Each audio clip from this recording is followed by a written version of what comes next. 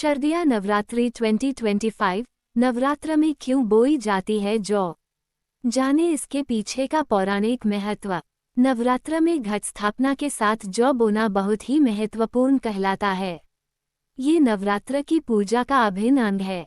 तो चलिए जानते हैं कि कैसे नवरात्र में जौ बोए जाते हैं और इनका महत्व है। नवरात्र के 9 दिनों में जौ हरा होना होता है बहुत शुभ। 22 सितंबर यानी कल से शारदीय नवरात्र का शुभारंभ हो चुका है। इस 9 दिवसीय पर्व का समापन 1 अक्टूबर बुधवार महानवमी के दिन कन्या पूजन के साथ होगा।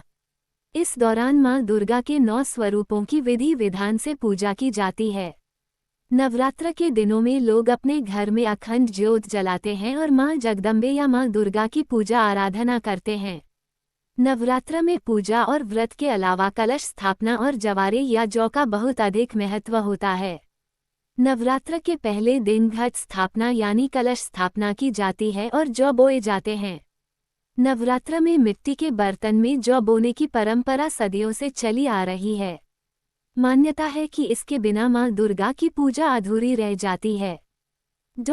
तो चलिए जानते हैं कि नवरात्र में जौ उगाने का महत्व है और किस विधि से उगाई जाती है जौ। नवरात्र में क्या है जौ उगाने का महत्व? शारदीय नवरात्र के दौरान जौ बोना बहुत शुभ और फायदेमंद माना जाता है। ये न सिर्फ आपके घर में खुशहाली और समृद्धि बढ़ाता है बल्कि मां दुर्गा की विशेष कृपा भी आपके ऊपर बनी रहती है। इसे हम जौ जयंती के नाम से भी जाना जाता है। पौराणिक मान्यताओं के अनुसार जौ को दुनिया का पहला अनाज माना जाता है। इसे ब्रह्मा का स्वरूप भी कहा जाता है। ऐसा माना जाता है कि इसी जौ से बाकी सभी अनाजों की उत्पत्ति हुई है। जैसे ब्रह्मा ने सृष्टि की रचना की, वैसे ही जौ को ब्रह्मा का रूप माना गया है। जौ लगाने में ध्यान देना बहुत जरूरी होता है। सही तरीके से लगाए बिना या ज़्यादा पानी डालने से जौ नहीं उगता। जौ आमतौर पर 2 से 3 दिन में अंकुरित हो जाता है। अगर अंकुरित नहीं होता तो इसे अशुभ माना जाता है। कैसे उगाई जाती है जौ? नवरात्र के पहले दिन सबसे पहले आपको एक मिट्टी का बर्तन लेना है जिसका मुंह खुला हो। उसमें साफ पवित्र मिट्टी डाल लें। अब इस मिट्टी में जौ के दाने डाल दीजिए। इसके बाद इसे हल्के हाथ से पानी से सींचें। ध्यान रखें कि पानी ज़्यादा न हो। मिट्टी के हिसाब से थोड़ा थोड़ा पानी दे ताकि मिट्टी गीली रहे, ना कि बहुत भीगी हो। अब इस बर्तन को वहीं जगह रखिए जहां आप मां दुर्गा की मूर्ति या तस्वीर रखी हो।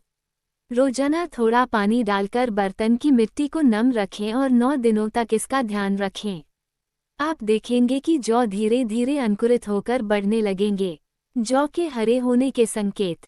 जौ का बढ़ना घर में खुशहाली, सुख संपत्ति को बढ़ावा देता है। नवरात्र के इस पावन समय में ऐसा करने से मां दुर्गा की विशेष कृपा आप पर बनी रहती है। कई मंदिरों में भी यही परंपरा होती है जहां जौ बोया जाता है। अगर आप खुद जौ की देखभाल नहीं कर पा रहे हैं तो अपने नज़दीकी मंदिर में पंडित जी से कहकर लगा सकते हैं और उनको थोड़ी सी दक्षिणा देकर उनकी देखभाल भी करवाएं। अगर आप लोगों को यह वीडियो पसंद आई हो तो प्लीज़ चैनल को सब्सक्राइब करें, लाइक करें, शेयर करें और कमेंट में अपनी राय अवश्य दें। जय माता दी।